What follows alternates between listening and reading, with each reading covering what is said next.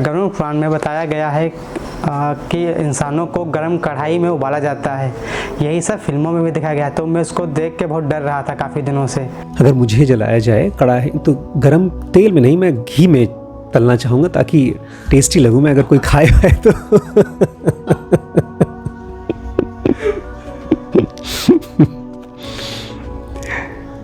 देखिए, मुझे लगता है ना ऐसा। नमस्कार दोस्तों, स्वागत है आपका डीप नॉलेज में। आज मेरे साथ अनिकेत और वैभव हैं। अनिकेत ने कुछ दिन पहले मुझे एक टॉपिक दिया था कि इस पर हम लोग डिस्कशन करें, क्योंकि आजकल हम लोग जर्नी ऑफ सोल के ऊपर सीरीज़ बना रहे हैं। तो उसी के कंट्रास्ट में एक और बहुत फेमस इंडियन किताब है गरुड़ पुराण। तो उसके बारे में कुछ बातें वो मुझसे पूछना चाहते थे, तो आइए शुरू करते हैं। सर, मेरा पहला क्वेश्चन ये था कि जर्नी ऑफ सोल और गरुड़ पुराण में किस पर भरोसा करें? जर्नी ऑफ सोल और गरुड़ पुराण में किसके ऊपर भरोसा करें? आपके सामने दो टीचर्स हैं, एक बहुत डांट डांट के पढ़ाता है और एक प्यार से पढ़ाता है, तो किसके ऊपर भरोसा करेंगे आप? जो प्यार से पढ़ाता है। बस, जर्नी ऑफ सोल बहुत प्यार से बताती है कि मरने के बाद क्या होता है। गरुड़ पुराण वही चीज़ों को सिखाने की कोशिश करती है डरा डरा करके। तो मैं तो भाई सेकंड वाले से प्रेफर करूँगा। गरुड़ पुराण में कहा गया है कि नर्क और स्वर्ग मरने के बाद हमको अपने कर्मों के हिसाब से मिलता है, लेकिन जो आप पढ़ा रहे हैं जर्नी ऑफ सोल, इसमें आपने ऐसा कुछ नहीं बताया है। गरुड़ पुराण में नर्क और स्वर्ग के बारे में कहा गया है। एक्चुअली हमारा माइंड जब किसी चीज़ को समझने की कोशिश करता है तो सबसे पहले इंस्टेंट चीज़ उसको पकड़ में आती है। जैसे मान लीजिए आप कहीं पर धुआं देख रहे हैं तो आपको यही ख्याल आएगा आग लग गई है, क्या पता अगरबत्ती भी हो। दोनों सेम बातें कर रहे हैं लेकिन अपसाइड डाउन। गरुड़ पुराण में, तो मैंने तो किताब पढ़ी नहीं है, लेकिन जो कॉमन नॉलेज है वो यही मानी जाती है कि मरने के बाद हम या तो स्वर्ग जाते हैं या तो नर्क जाते हैं, और इस दुनिया को एक मृत्यु लोक माना जाता है। जर्नी ऑफ सोल में इसी को नर्क माना जा रहा है। जहाँ हम लोग हैं यही नर्क है, और इसके अलावा जब हम मर के जाते हैं तो वो एक ऐसी जगह है जो पेन से, यहाँ से बहुत कम पेन है, सफरिंग बहुत कम है, तो वो मेरे हिसाब से स्वर्ग हो गया। और एक और बड़ा अंतर है, स्वर्ग और नर्क जब शब्द बोलते हैं ना तो फैंटेसी की दुनिया लगती है कि नर्क में तो बहुत टॉर्चर किया जाता होगा और स्वर्ग में अच्छा अच्छा खाना, अच्छा अच्छा होटल टाइप का होगा। लेकिन ये सटल है। स्वर्ग वो है जहाँ पर आपको पीस है, जहाँ पर आप अनसर्टिनिटी और इनसिक्योरिटी से नहीं परेशान हैं, और जहाँ ये सब चीज़ें हैं, मतलब अनसर्टिनिटी, इनसिक्योरिटी, भूख जैसी चीज़ें, तो वो नर्क है। तो दोनों, मुझे लगता है ये जर्नी ऑफ सोल है ना, ये आज के ज़माने के हिसाब से है भाषा प्लस एक ज़्यादा समझदार आदमी के लिए है। गरुड़ पुराण में जो चीज़ें बताने की कोशिश की गई हैं वो उस ज़माने में उनके लिए था जो बहुत बहुत क्रूर थे। डराते किसको हैं आप? जो बहुत वायलेंट लोग होते हैं। जैसे जानवर होता है, जानवर को मार के आप हाँकते हैं, तो उस ज़माने के लोग बहुत ऐसे ही लोग रहे होंगे जिनको हाँकना पड़ता होगा। अब तो काफ़ी फिर भी समझदार लोग हैं हम लोग ना। तो दोनों सेम ही बातें कह रहे हैं, लेकिन अब ये जर्नी ऑफ सोल में ज़्यादा सटल तरीके से समझा रहे हैं। सर, एक था हर इंसान अपनी नज़रों में ही सही कर्म करता है, वो चाहे चोरी हो या किसी को मारना। हर आदमी अपनी नज़रों में सही काम करता है, चाहे वो चोरी हो, चाहे किसी का खून करना हो। नहीं, हर आदमी करने के बाद में उसको जस्टिफाई करता है। मान लीजिए मुझे पता है कि ये सामान मेरा नहीं है। जिस छोटे बच्चे हैं, छोटे बच्चों को तो सही और गलत का एहसास भी नहीं होता। लेकिन एक सवाल मैं आपसे पूछता हूँ, आप किस चीज़ को सही कहेंगे? किसी को खून करना सही है? नहीं है। लेकिन अगर किसी को बचा रहे हैं और बचाते समय किसी का खून करना पड़े तो सही है। चोरी करना गलत है और काम चोरी करना वो भी गलत है। और मान लीजिए आप एक दिन छुट्टी लेके गए, आपको काम जब छुट्टी चाहिए थी 2 घंटे की और उसी में आपने 4 घंटे आराम कर लिया और आकर के आपने ज़रा सा झूठ बोला, ज़्यादा नहीं ज़रा सा, तो वो गलत है कि सही है? अगर जैसे काम से कोई अच्छा था, काम से इमरजेंसी का काम फंस गया और उसमें टाइम लग गया तो सही था, और जब वहाँ बैठ कर सो रहे हैं आप बैठे हैं तो गलत था। देखिए ये जो डेफिनेशन है ना गलत का, बेटा इसको थोड़ा ध्यान से समझो। वो एक तो निकल के आता है कॉन्शियंस में से। कॉन्शियंस का मतलब होता है एक ज़मीर जिसमें रूल्स रेगुलेशन सोसाइटी बनाती है। लोग कहते हैं कि ये गलत है और ये सही है। जैसे बचपन से मुझे लगता था कि झूठ बोलना गलत है, लेकिन मैं बहुत झूठ बोलता था। चोरी गलत चीज़ है, लेकिन मैं बहुत चोरी करता था। मैं और बेचारा वैभव, हम दोनों इस चीज़ के लिए खूब मार खाते थे। आप भी शायद बचपन में मार खाए हों। एक खाया है।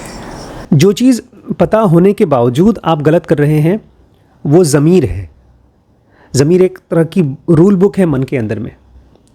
लेकिन अब जो हम लोग समझ पा रहे हैं ज़ुनुगा में, वो ये कि सही वो चीज़ है जो आपको अपने पास लेके जाए, सेल्फ के पास लेके जाए। गलत वो जो आपको अपने आप से दूर करे। अब सुनिए, मैंने चोरी किया। चोरी करने के बाद या तो हो सकता है मेरी ज़मीर की वजह से, या हो सकता है पकड़े जाने की डर की वजह से, या किसी भी वजह से मैं अंदर से परेशान हूँ।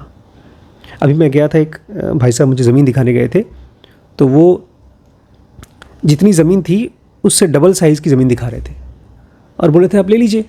मैंने कहा मेरे पास इतने पैसे नहीं हैं। तो कहते बैंक से लोन ले लीजिए।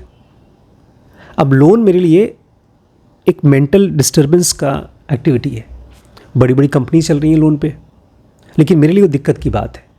तो जो चीज़ मुझे शांत कर सके, मुझे अपने पास ले जा सके, मेरे लिए वो सही। अब आपने क्वेश्चन पूछा है कोई आदमी चोरी करता है या मर्डर करता है तो अपनी जान से सही करता है। 2 टाइप के लोग होते हैं। एक वो जो बहुत सेंसिटिव होते हैं, उनके लिए तो इस तरह की चीज़ें करना, बल्कि सोचना भी अपने आप से, सेल्फ से दूर करेगा। और दूसरे वो हैं जिन्होंने किसी परिस्थिति वश शुरू कर दिया हो, गलत काम किया हो, फिर करते करते करते अंदर से इनसेंसिटिव हो गए हो, क्रूड हो गए हो। तो ऐसे लोगों को हम लोग सीजन्ड क्रिमिनल बोलते हैं, जिनका ऊपर का लेयर सख्त हो गया है, लेकिन इनके अंदर में भी सेल्फ होता है। ऐसे लोग जब उनका समय आता है और एक राइट मास्टर से मिलते हैं, जैसे अंगुलीमाल मिले बुद्ध से, वो एक एक्सट्रीम है। मतलब एक बहुत ही ख़राब आदमी बहुत अच्छे आदमी से मिला तो दोनों को फ़ायदा हुआ। तो सही, देखिए जो चीज़ गलत है ना वो गलत है, लेकिन आपको पता तो चले गलत है।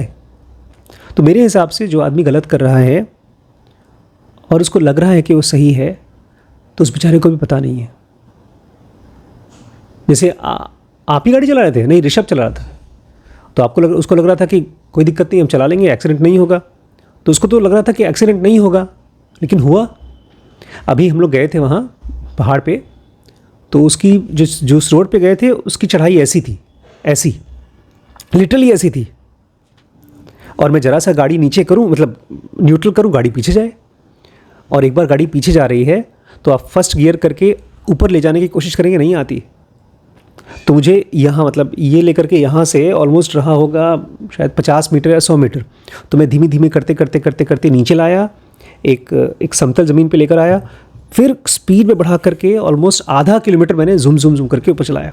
और पूरे रास्ते तक इनकी, डॉक्टर रिम्पी की, वैभव की, श्रीश की, सबकी सांस पे सांस रुकी हुई थी। तो मुझे पता था कि एक्सीडेंट हो सकता है। ऐसे ही पता होना सबसे इम्पॉर्टेंट है, और जिसको नहीं पता उसको भी ये पता है तो कि कुछ नहीं होगा, लेकिन वो गलत पता है। तो जो आदमी को लगता है कि मर्डर या चोरी कुछ नहीं फ़र्क पड़ता, सही है, तो उस बेचारे को पता नहीं है, वो गलत रास्ते पे जा रहा है, वो उसकी आंख बंद है और सो रहा है। वो, भगवान करे उसकी नींद खुल जाए। जैसे हमारे एक ड्राइवर साहब बोलते थे कि अरे हम नींद आती है, सोते रहते हैं और गाड़ी चलाते रहते हैं, देवी हमारे साथ होती हैं। तो भगवान ऐसे आदमी से बचाए। गरुड़ पुराण में बताया गया है कि इंसानों को गर्म कढ़ाई में उबाला जाता है। यही सब फिल्मों में भी दिखाया गया है। तो मैं उसको देख के बहुत डर रहा था काफ़ी दिनों से कि क्या इसे अब मेरे साथ भी हो सकता है।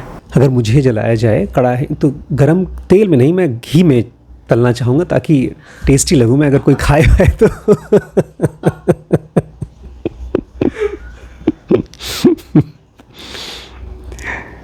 देखिए, मुझे लगता है ना, ऐसा जिन लोगों ने भी किताब लिखी है या जिन लोगों ने भी इस किताब को बाद में एडिट की है, बहुत बार ऐसा भी होता है। ओशो की मैंने एक किताब पढ़ी थी तो बड़े नाराज़ हुए कि जो पब्लिशर था उसने मेरी 10 पेजेस की जो बुक थी उसमें से करीब 4-5 पेजेस गायब कर दिए। जो चीज़ उस एडिटर को, पब्लिशर को पसंद नहीं आ रही थी, उसको गायब कर दिया उसने। तो गुस्सा कर गए वो। बाद में बोलते हैं कि ये क्या बदतमीज़ी है, मैं हर चीज़ को बहुत बारीकी से सोच करके समझा रहा हूँ। और ये भी हो सकता है धीरे धीरे कि जिनको लगता है कि ओशो के हिसाब से ये चीज़ गलत था, लेकिन ओशो के नाम से किताब बिकती है तो चलो ये भी हम लिख देते हैं, ऐड कर देते हैं। तो मुझे लगता है कि इस तरह की बातें कि तेल में जलाया जाता है, मारा जाता है, ये वहाँ से निकलती होगी। उस ज़माने में लोग टॉर्चर, अभी भी लोग टॉर्चर करते हैं और उस ज़माने में भी करते होंगे। ये हमारी लाइफ का पार्ट है। जो लोग इसी समय ज़िंदा लोग हैं, एक दूसरे को टॉर्चर करने में जिनको अच्छा लगता है, वही लोग कल्पना करते हैं कि मरने के बाद भी ऐसे ही होगा। हम उस दुनिया के बारे में वही सोचते हैं जो हम इस दुनिया में करते हैं या करने के बारे में सोचते हैं। अगर आप अभी किसी के साथ में गलत कर रहे हैं तो उसको मत करिए, बात ख़त्म। ये मत सोचिए कि मैंने कौन सा गलत काम किया था, उसके बदले में मुझे कौन सी सज़ा मिलेगी। लाइफ बड़ी इंस्टेंटेनियस है, तुरंत की तुरंत है, कैश है। अगर मैंने कुछ अच्छा काम किया तो तुरंत उसका फल मिलता है। इसलिए कृष्ण कहते हैं कर्म के फल की चिंता मत करो, वो तुरंत का तुरंत मिलता है। अपने आप में कर्म ही मुक्ति है। अगर आपसे कोई गलती हो जाती है तो गलती का एहसास ही टॉर्चर है, वही गरम तेल की कढ़ाई है। अभी कल एक बच्ची से मेरी बात हो रही थी, किसी बात से नाराज़ थी वो। 4 घंटे लग गए उसको उस कढ़ाई में से निकलने में, लिटरली 4 घंटे लगे। तो ये कढ़ाई कहीं और नहीं है, आपकी और आपकी वाइफ की लड़ाई चल रही है, आप गिर गए कढ़ाई में, और गरम कढ़ाई है वो, उबलता हुआ अंदर का गुस्सा है, उसमें से निकल जाइए आप। और एक बार इसमें से निकल गए तो वहाँ की कढ़ाई में कोई डाल नहीं पाएगा आपको, क्योंकि मरने के बाद आपका इमोशंस आंधी और तूफान और समंदर बन के निकल के आता है। तो इसी समय अपने इमोशंस को समझिए, रेगुलेट करिए। यही कढ़ाई है और यही तावा है, यही कुकर है, जो कुछ भी है यही है और कहीं नहीं है। एक लास्ट क्वेश्चन था, आपने बताया जन्निया सोल में कि मरने के बाद हमको पढ़ाया जाता है, वहाँ स्कूल भी होता है उस दुनिया में, क्या ये सच है? मैं इसलिए कह रहा हूँ स्कूल होता है, मतलब जर्नी ऑफ सोल भी तो बोलती है, क्योंकि जब से मैंने सेल्फ स्टडी करना शुरू किया, 2 तरह की पढ़ाई होती है। एक तो स्कूल ज़बरदस्ती पढ़ाता है, वो ऐसा है जैसे कि कागज़ खाना, कोई स्वाद नहीं है, खाना पचता नहीं है। लेकिन जब आप सेल्फ स्टडी करते हैं तो ऐसा लगता है जैसे कि आपके लिए दरवाजे खुल रहे हैं, गांठ खुल रही है, ऐसी जगहों से रास्ते खुलते हुए दिखाई देते हैं जहाँ पहले दीवार थी। पढ़ाई और सिखाना, एजुकेशन मेरे लिए अब उड़ने जैसा है। फ्रीडम मुझे लगता नहीं है कि ये वहाँ पर पढ़ाया जाता है। वहाँ पर आपको और आसान होता है समझना, सीखना, क्योंकि जब तक हम जिंदा हैं ना, तब तक हमको केवल फिज़िकल वर्ल्ड के साथ में जो एक्सपीरियंस और मेमोरीज़ हैं वो रहता है, एक्सेस है। जैसे लैपटॉप का एक हार्ड ड्राइव है, आप उसी में खोल करके देख सकते हैं। तो मरने के बाद आपके पास वो सारी मेमोरीज इकट्ठी होती है, अवेलेबल होती हैं जो आपने जितनी भी ज़िंदगी में जिया है। एक तरह से आप जब तक ज़िंदा हैं तो आप केवल एक कमरे में बैठ सकते हैं और मरने के बाद सभी कमरों में जा सकते हैं। अभी हमारी कल्पना में नहीं है, बिकॉज वो मरने के दौरान, मरने के टाइम, मतलब मरे हुए स्टेट में जो मेमोरी होती है वो एक्सेस हम अभी फ़िलहाल बहुत आसानी से कर नहीं पाते। और उसका कारण यही है, डर भी नहीं, इमोशंस। अभी रतन टाटा जी की डेथ हुई, तो कोई मुझसे कह रहा था कि बड़ी दुख की बात है, उनकी डेथ हुई। जब तक हम डेथ को डर की तरह देखेंगे, डेथ को ख़राब तरीके से देखेंगे, तब तक से हम जीते जी उस मेमोरी को एक्सेस नहीं कर पाएंगे।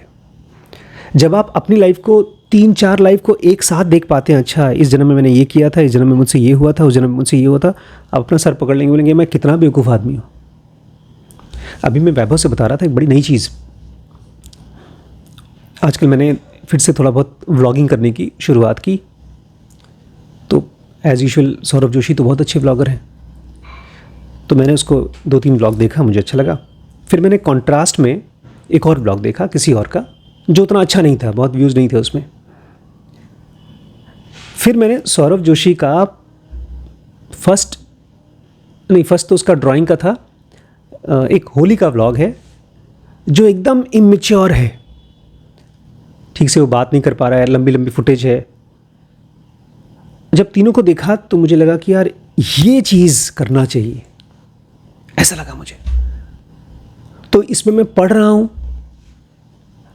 या सीख रहा हूँ, मेरे सामने एक ऐसा मौका आया, खट करके आपको लगेगा यार ये तो कमाल का चीज़ है। तो पढ़ने के बजाय आप ये कह सकते हैं मरने के बाद आपके पास डिस्कवरी के ढेर सारे ऑप्शंस आते हैं। जैसे किसी आदमी को आँख का अंधा हो, फिर उसकी आँखें ठीक हो जाए और सब कुछ देखे तो खुश हो जाएगा, तो आप क्या बोलेंगे? आँख ठीक करके उसको पढ़ा रहे हैं हम लोग, अब वो देख रहा है सब कुछ, उसको सब कुछ पता चल रहा है। पहले शायद उसको रंग देखने समझने के लिए आँख के बिना नहीं देख सकता था, लेकिन अब उसको दिख रहा है। तो ऐसे ऐसे डायमेंशंस खुलते हैं मरने के बाद कि आप जो चीज़ यहाँ पर शायद 50 साल में नहीं सीख पाते, वहाँ पर बहुत आसानी से सीख लेते हैं। तो हाँ, बिल्कुल स्कूल हैं, वो बहुत एडवांस्ड स्कूल्स हैं, और मुझे लगता है धरती पर भी जो स्कूल्स की कल्पना हुई है वो वहीं की छवि है, वहीं का फ़ोटो है। लेकिन हम लोग भी बहुत पीछे हैं, उस मॉलिक्यूलर वर्ल्ड से काफ़ी पीछे हैं।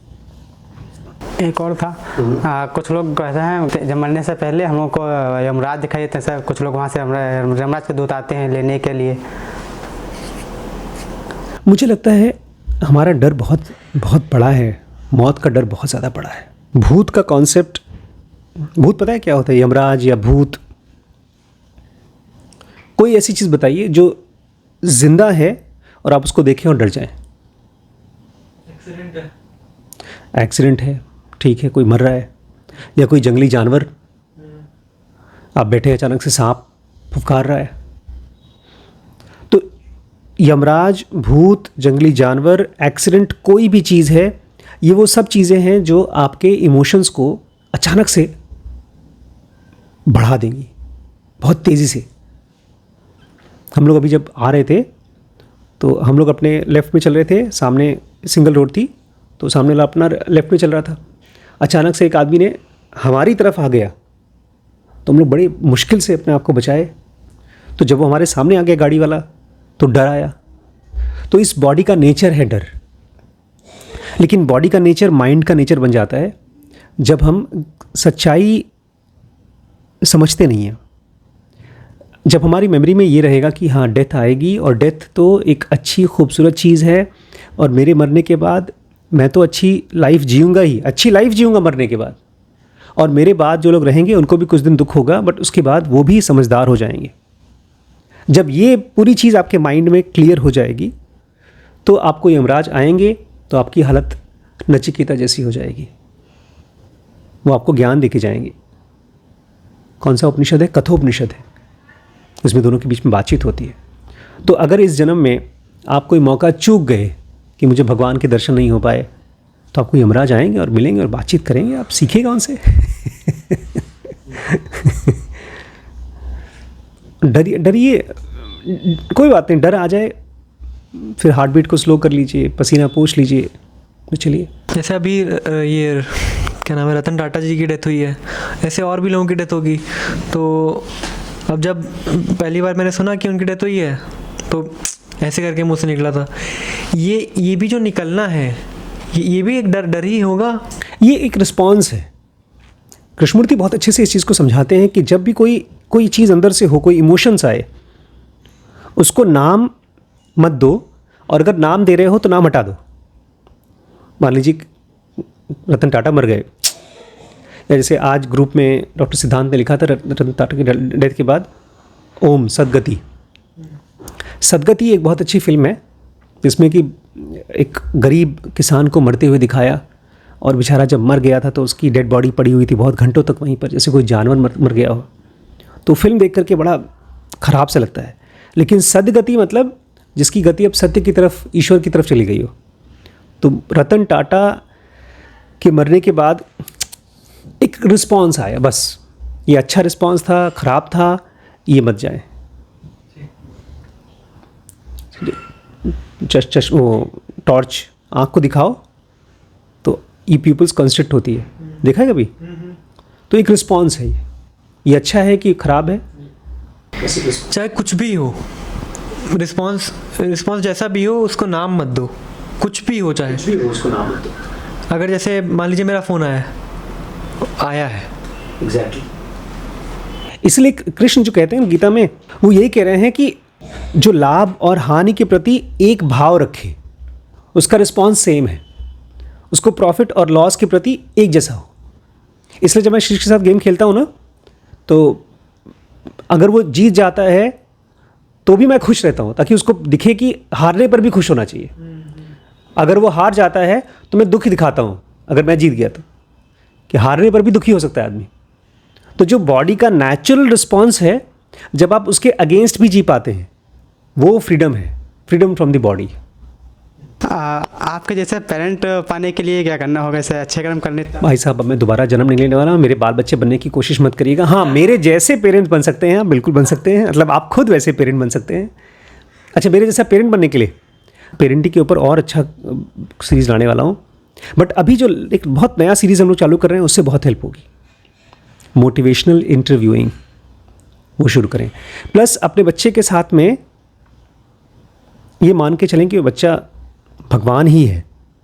अभी हम लोग कल ही पढ़ रहे थे मोटिवेशनल इंटरव्यूइंग में कि हम जिसको, छोटे लोगों को, जो जिनको भी देख रहे हैं, अगर उस बच्चे को चाहते हो कि एक बहुत महान आदमी बने, तो उसको ऐसे ही ट्रीट करो कि महान आदमी है, उसको वैसी इज्जत दो, जी ला के बात करो, रिस्पेक्ट के साथ बात करो।